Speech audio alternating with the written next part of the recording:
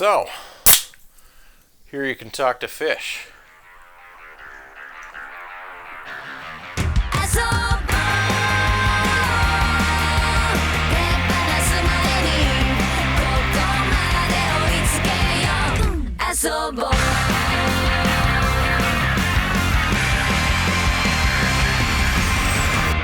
This is Season 1, Episode 8, Deep 6. This episode was directed by Alex Soto and written by Marv Wolfman. Wolfman, of course, was the original writer behind the new Teen Titans run that this show is largely based on. I think it's really cool that even though the show is clearly taking these characters in a completely new direction, it still very much has a great respect for the original source material, going as far as bringing Marv Wolfman on board to write some of the episodes. This isn't even the only episode he writes. He does a few more throughout the show. George Perez, the artist from the original show, also appears in some of the behind-the-scenes material. I'm not sure if he was consulted at all, but they definitely have mad respect for the original run and doing a new version of these characters while still paying homage to their roots in the comics, and I like that a lot. This episode is called Deep 6, and I'm not entirely sure why. I guess it just kind of sounds cool. It would have been cooler if this was the 6th episode instead of the 8th episode, but whatever. This episode's about Aqualad. That's the main premise. Episode starts with a cold open of this ship out in the ocean, and then it gets attacked by a mysterious fish man named Trident. He's voiced by Clancy Brown. He's just an evil fish man.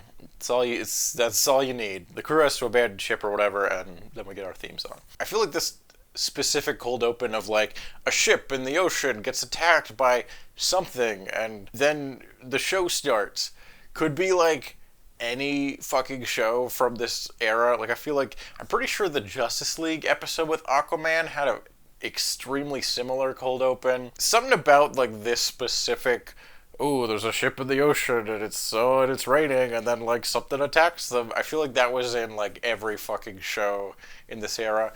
I don't know. I have a lot of weird tangents on this episode for some reason.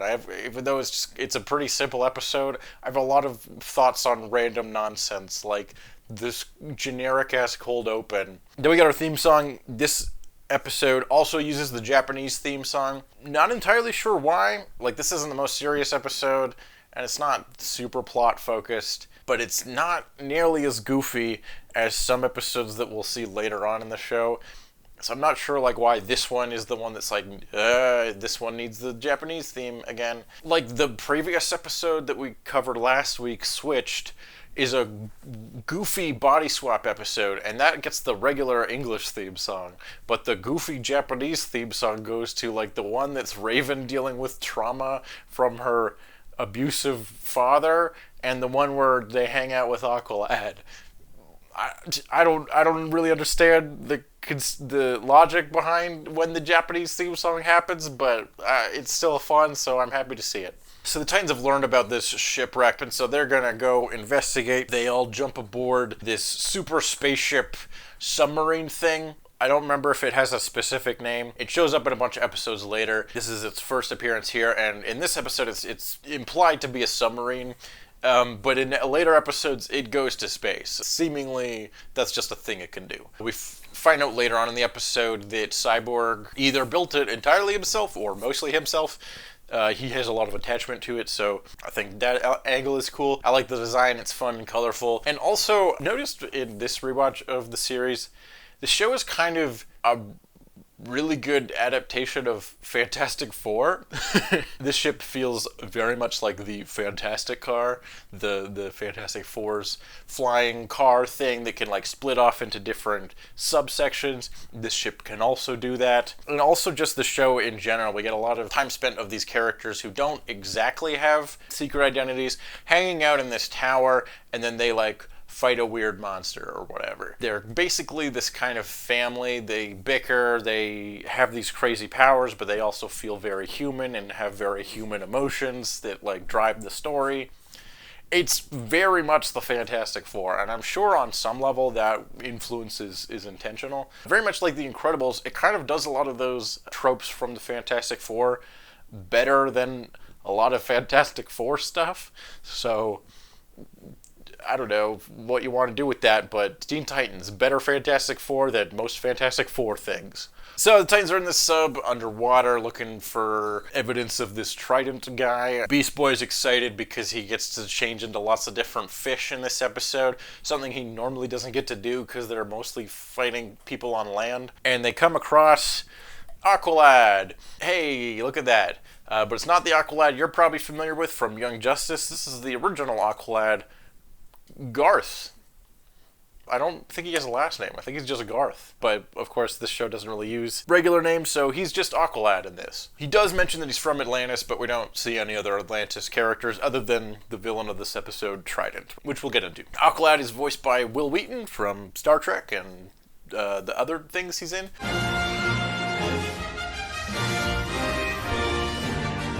And I think he's a fun design here. Once again, we get a sort of updated version of a character from the original Titans run.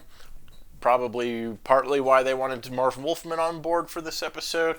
And yeah, he's kind of fun. It's just like, hey, look, it's Aqualad. That's fun. It's just like good world building stuff, and then he becomes like a sort of recurring character later on in the show as well. Most of the main conflict of this episode is between Beast Boy and Aqualad. Their submarine gets like smashed up during a fight with Trident, so they have to like stop for repairs. There's this dude Tram, who's this like fish man, very similar to Lagoon Boy from Young Justice, which is further down the line. But he also reminds me of that one dude from the 2009 Star Trek who hung out with Scotty and like helped him fix things and was just like a weird alien. It's kind of like that. So Tram is helping the Titans fix up their submarine. Meanwhile, Aqualad and Beast Boy, the only two that are like able to breathe underwater, go and try to find Trident. It takes the characters a long time to figure this out, but basically the thing with Trident is that he's cloning himself because he thinks he's like so awesome that there should be more of him, and that with like more clones of him, he'll be so awesome that he'll be able to take over Atlantis and then the world. And it takes Beast Boy and Aqualad forever to figure this out. The audience clues in way before they do because they keep like fighting him and then like getting separated, and then they both think that they're fighting him, but they're like, how could you be fighting him? I was fighting him. And it's like, he couldn't have been in two places at once. Turns out he was, and he found a way to clone himself. That's the thing of this episode. Once they figure that out, they very quickly are able to trick Trident into fighting amongst himself. Where he's like, sure, Trident, I get that you're the best, but who's the best of all the Tridents? Clearly one of you must be the best one. And then they all kind of argue about like, well, I'm the original one, so I'm the best. And then the other ones are like, no, I'm the original, so I'm the best.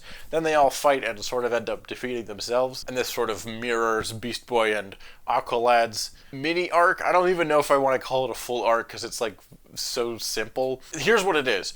They are bickering throughout the episode because Beast Boy's like, you think you're better than me. And then like, once he eventually gets around to saying that out loud, Aqualad's like, no, I don't. I don't care. Maybe you're better than me.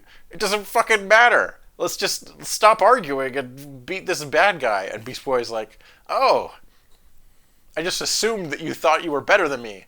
And that's their conflict resolved. It ends up being really simple, even though Beast Boy thought it was like a bigger thing.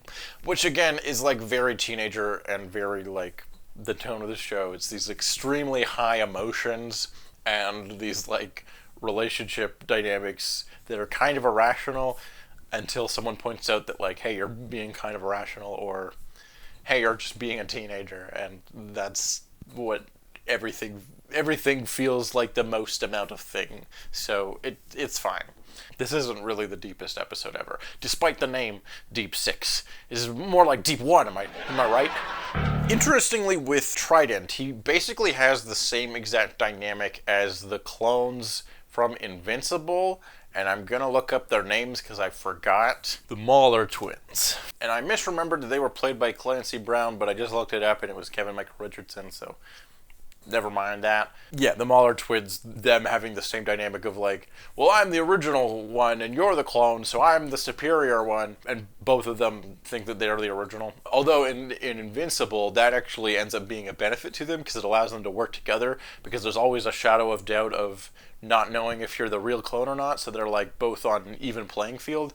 But with Trident, as soon as that is pointed out to them, they completely devolve and end up destroying themselves. I can't remember if Trident comes back or not. Most of the Titans villains do at least have like some type of cameo appearance later on. I don't remember if Trident does. I think he does have a small cameo way later on in the series, but other than that, he isn't like a major recurring villain or anything. So at the end of the episode, the Titans are like, hey, thanks for teaming up with us, Aqualad. You seem pretty cool. So they make Aqualad an honorary Teen Titan, and they give him a little communicator, just like the rest of the team have, which I have a toy of somewhere, but I don't know where it is. I couldn't find it. This does come back later on in the series, and as we do meet more characters throughout the show, several other characters will become honorary Titans, which kind of leads into the like world building and expanding of the universe, which is one of the overarching things of the show throughout its run.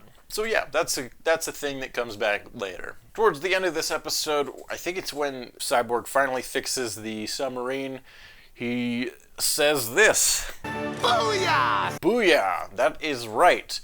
Cyborg's signature catchphrase in this show, which he doesn't say until episode 8. I'm going to be doing a like booyah counter throughout the show, which hasn't come up yet because Cyborg never says his catchphrase until episode 8. I thought for sure this was introduced early on, but from my count, it doesn't come up until this episode. This episode doesn't even treat it like it was the first time he said it. They just act like it's something that he says all the time, which he does. And we'll get into that as the show keeps going. We're going to have a little counter going. It's kind of the only like major catchphrase that any characters have, other than like really generic stuff like Beast Boy saying dude all the time, or Robin going Titans go. Booyah is like a specific Cyborg thing. It's like a classic TV show catchphrase that's not in the comic, at least not that I'm aware of. It's something that originated in this show, and it even carries over into future versions of the character. Booyah. So yeah, we're gonna keep track of that. 1 booyah so far. We'll see how many we get throughout the rest of the show. One other thing I wanted to point out in this episode is to just highlight like how good the animation is in this show. It obviously takes a lot of influence from anime, but one of the things this show does differently is that it kind of never really like slows down. Like one thing anime will do a lot of the time is have like very simple animation during like dialogue scenes, and the reason usually is to save money and time on like scenes that are more simple and more dialogue heavy, so they like have very very basic animation in order to use that time later on like crazy action sequences. And while the action in Teen Titans isn't like the most craziest ever, especially in some of these early episodes, what it does do is it never really like lets up. Your action scenes, obviously you have a lot of more elaborate animation going on, but in the dialogue scenes they're usually still just as highly energetic, using a lot of goofy comedy bits, very like exaggerated character models. One thing this episode does that I was like impressed by is that Aqualad, one of his powers is obviously he can telepathically communicate with fish and stuff. So there's a lot of scenes of Aqualad and Beast Boy interacting underwater, and they're speaking but without using their mouths, right? So surely those sequences would be easier to animate because you don't even have to worry about moving their mouths. But in order to compensate for that, they like double down on like how expressive the characters are, and in fact they're actually much more expressive in these like telepath sequences than they are during regular dialogue scenes. It's the exact opposite approach that Young Justice does later on in their series, where there's many sequences that involve the characters communicating telepathically, and they do it so often that to me it feels like it's a intentional way to save money and time on animation in order to do more elaborate action stuff later on. But in this show, they rarely ever slow down, and there's always something interesting and dynamic happening with the animation. Even little things like towards the end of this episode, there is a more basic dialogue sequence that is fairly simple in terms of animation, but there is like a running gag throughout it that Starfire and Raven both have a crush on Aqualad, and so we see them like peeking into the background of every shot that Aqualad's in. It cracks me up every single time. Yeah, so although like the animation in Titans isn't like the most perfectest animation ever that's ever been animated, it is extremely dynamic and like extremely creative, and they like never stop being that. They always go harder than they have to in every scene, and I appreciate that. I know that's a lot of fucking work, especially in a show that's actually hand-drawn like this is. One other beat. The ship at the beginning that gets attacked by a Trident is called the SS Vargas, and I believe that's a reference to AJ Vargas, who was, I think, one of the producers on the show. Let me double check who the fuck AJ Vargas was. Alright, according to this wiki, AJ Vargas was the production manager, the production coordinator, and the associate producer on the original Teen Titans. So he was involved heavily in the show, and so we get a little reference to him in the name of the ship. Cool Easter egg. But that about wraps things up for this episode. Oh boy, I talked for way too long about an episode that doesn't have all that much into it. It's kind of just, hey look, it's Aqualad, and that's the episode. But it's kind of fun. We get to see some cool animation. It's fun to see Aqualad. It's cool that Marv Wolfman worked on this episode. And we expand the world of the Teen Titans a little bit by showing that there are other teenage superheroes out there in the world. So yeah, despite the title, not a super deep episode, but it's still a good time. I say check it out. Thank you so much for watching.